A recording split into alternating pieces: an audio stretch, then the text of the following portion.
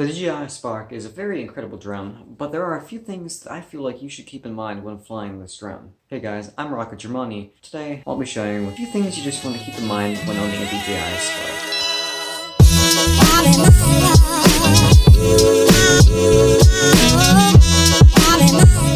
Number 1. DJI Spark overall is a selfie drone. This was advertised as a drone where you just double-click the button, flies back, you fly it with your hand, and have to take a selfie. Yes, it does have a over 1 mile range and a good camera with a 2-axis gimbal, but its main purpose is to be used as a selfie drone.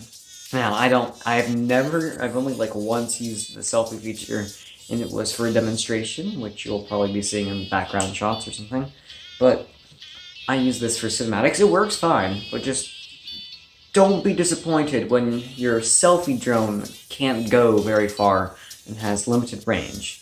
It's just not really meant for that, even though it has some of those features. Number 2, this drone, despite being small, is very powerful. You never want to touch the propellers. I don't know if you would want to anyway. That's generally an unsafe thing to do. But just be careful when doing your palm takeoff and palm landings, not to grip the drone right here, and just hold it from the underside. Don't grab like this. And the reason I don't have a giant scar on this finger is because I was wearing gloves in the winter and I tried to grab the drone out of the air, and one of the propellers hit my hand really hard, and it does not feel good. Number 3, there are many ways to fly the drone, including gesture control, and then there's with your phone, and then there's with the controller. With the controller is the best option. Always fly with the controller. Fly with the phone, there's been problems of the drone just getting up and flying away. That happens without the controller, and it's best to use the controller. There's less interference that can go between the drone and the controller than at your phone, and an unstable Wi-Fi network connecting your phone to the drone. And then flying without the phone or the controller is a bit risky, as you should probably go over the gestures while having the controller first, and then if you're accustomed to it, then use it without the controller and the phone. So, number 4, you probably should be flying inside. I mean, it has forward and downward facing obstacle avoidance sensors and visual positioning sensors with this second camera.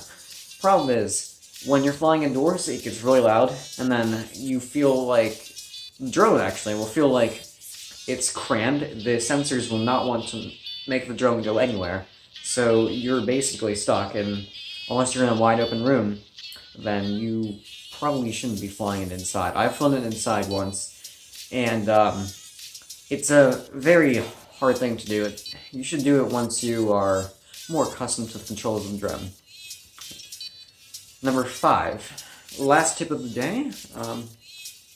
Number 5, last tip for you guys today is just always try to keep this drone within your visual line of sight. Because FAA regulations state you should probably try to keep your drone within the visual line of sight. Not only that, but this drone is extremely hard to see. If you lose sight of it, you probably won't see it until you press the return to home button and have it come home, because this thing is tiny. You can lose sight of it really quickly in the air. You should always keep it near you, just in case, you need to orient it. Your video, depending on how sunny it is outside, I can sometimes barely see my phone, even at full brightness. It's always a good idea to have the drone within your visual line of sight when flying, because that just makes it so much easier and less prone to crashing.